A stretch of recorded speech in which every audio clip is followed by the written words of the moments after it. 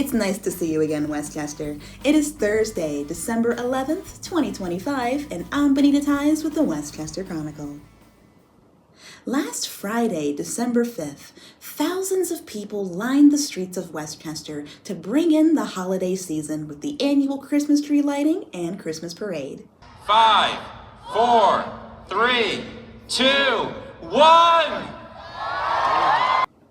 The ceremony featured performances by the Henderson High School Chamber Choir and Jacqueline Ranieri, an alumni of Westchester University. After the tree lining, the 45th Westchester Christmas Parade began. The event featured floats from local businesses, marching bands, dancers, and of course, Mr. Claus himself. Were you not able to make the parade? Or do you want to see it again? You can watch our coverage of the full 2025 Westchester Christmas Parade by clicking the link in the description below. On the morning of Friday, December 5th, the three-person election board made up of the three Chester County Commissioners voted to certify the 2025 election. Most were upset about how the county handled the 2025 election, and several called for the resignation or censure of Commissioner Josh Maxwell, the chair of the county commissioners. The meeting began with Chief Experience Officer Megan Moser going over the investigation into the poll book error. Chester County Commissioners have hired the Westchester-based third-party firm Fleck, Eckert, Klein, and McGarity, LLC, to investigate what led to the mistake. The deadline for the investigation is December 19th. According to Moser, they are tasked with 3 goals. Number 1, to identify the primary causes and contributing factors of the poll book error, to distinguish between human error and systemic deficiencies, and number 3, to recommend improvements to oversight, accountability, and transparency in election operations here in Chester County. To that end, the following questions outline the scope of the investigation. So they are looking at what was the root cause of the production of incomplete poll books that led to the omission of third-party voters, what processes and controls were in place within the Department of Voter Services to ensure poll book accuracy, thank you. How and why did those processes fail? Where were the processes and controls insufficient, or were they not properly followed? What other factors contributed to the failure or impeded voter services staff from identifying or reporting concerns? And what caused the significant delays on Election Day as the county worked to mitigate the issue? And why weren't supplemental poll books delivered to some polling places in a more timely manner? The firm's report will face internal review before being presented to the public at the Board of Elections meeting in January of 2026. At the Board of Elections December 5th meeting, Director of Chester County Voter Services Karen Barsoom acknowledged, quote, "Election Day was especially challenging, particularly for our poll workers," end quote. She pointed out that over 210 mail-in ballots were rejected for various reasons and confirmed that the county had already undertaken the 2% statistical recount required by law. At one point before voting, Commissioner Josh Maxwell addressed his online comments and his feelings on the poll book error. I am sad. I am disappointed. I am, at times on Election Day, I'm embarrassed to say I was angry. I showed my frustration on my face and in my words in front of staff, and I shouldn't. I was disappointed in the way this had happened. And I'm embarrassed to say that I was even worried on how it might reflect on me. Resign. And so, Resign. please let me finish. We allow Commissioner Rowe his time. Let him finish. You need to resign. The buck stops with you. The buck stops with me. Can I please, resign. ma'am, can I finish my comments? You will, you need to resign. Can I finish my comments? Bye, Mom. Thank you very much, ma'am. Dolores and Raffi, I've posted something on Facebook about asking you guys to stop the petition challenging the ballots. I was angry when I did that. I was angry because, Mr. Chairman, when we had breakfast about a year and a half ago, I reached out to you. I said, hey, if you have something, you can reach out to me directly. We met at Nudi's. We had a great conversation about music. Your kids excellent guitar playing, and talk about Mount Joy and shifts of shared music. And I said, if you have something, you reach out to me. I'll meet with the Republican committee. I'd meet with the Democratic committee. They don't invite me, but I'd come. I also said that what's really important to me is that you direct your attention at me. I happen to be a Democrat. I was independent before. I registered as a Democrat because the town council in downtown borough was Republican, and they said they were all full on seats. You'd have to pick a different party, and that's why I ended up a Democrat, not political fan at all. And I said, just please keep your attention on me and not on the staff. These are bureaucrats who are Republicans, Democrats, and independents. It doesn't really matter. They just work here, and then they go home to their kids. And the letter you guys sent included names of some of the staff. And I was so angry that you didn't just point your attention at me. You pointed the attention to the people who work here, who rely on their paychecks. And I reacted by saying, I saw all the memes about me and all the things on the social media part, and I said, you know what? I don't like this anymore. And I had breakfast with the chairman, and I said, please don't do that. I pulled you aside. I said, please don't do that. So I did ask for people to email to you to get to withdraw your petitions. I'm sorry that I reacted on Facebook in anger to that. I don't think it was above and beyond the treatment that I've gotten and the staff here has gotten from folks in this room. There isn't anybody in this room that I haven't gone out of my way to show respect for and be kind to. And that's very, very important to me as a man of faith. And as a man who really is interested in getting feedback from all members of the community. And You resigned. You would resign. And I wanted, in addition to extending my apologies to Dolores and the chairman and explaining publicly why I was angry, I would like to reiterate in your communications, please keep the focus on me and not on staff. It's a request. Obviously, you can do whatever you want. I'll also apologize to the independent voters here in Chester County, and the Republicans and Democrats who voted provisionally. You were disenfranchised in a way that you should not have been. And it's up to me to apologize to all of you. And the same way I did in Pecopson Township.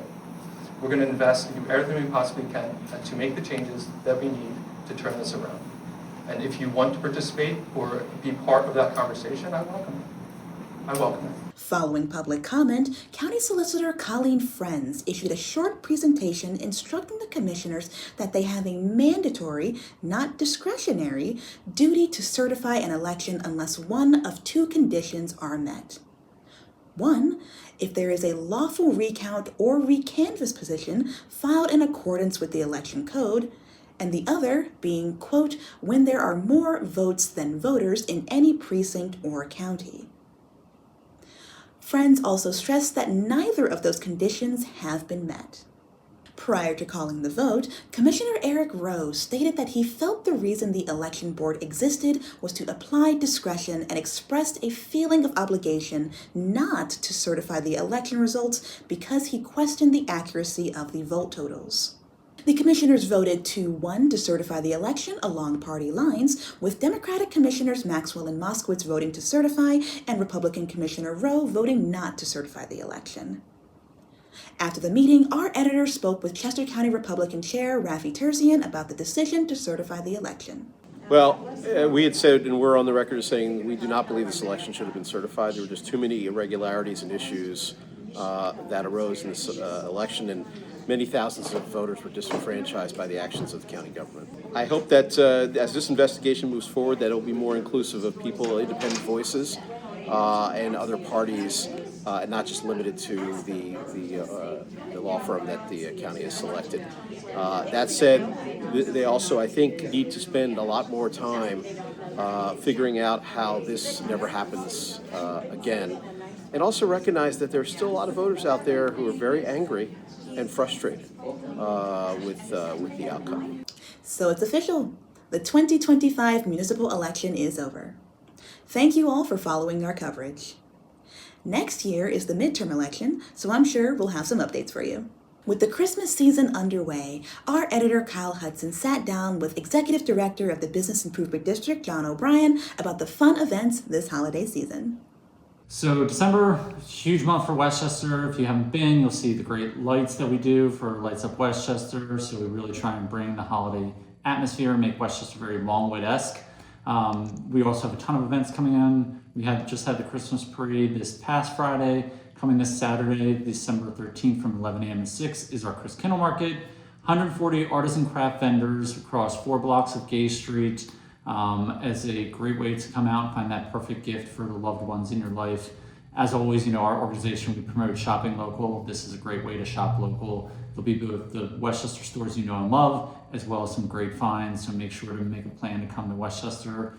Every Saturday at 3 o'clock, you can see Santa on the fire engine. He does 2 loops through town. This Saturday, he'll be at M&T Bank from 2 to 4 because of the Chris Candle Market, so you can get a picture with Santa. And then next Saturday, December 20th, he'll be doing his traditional loop on the firehouse. The big thing for us is always just really, we encourage everybody to shop local. Spend your money, invest in the community that you love. Don't send it to buy Jeff Bezos a new yacht. DowntownWestchester.com has an event calendar on the top right. It has all the various big marquee events that you know and love, as well as you can find special finds for individual stores, things that Uptown Theater is doing, the Chester County History Center, the Melton Center. That is your one-stop shop to find everything that's going on in Westchester. Continuing in the holiday mood, we revisited Jerry and Joan Corrado, who we covered last year about their Christmas display and toy collection drive.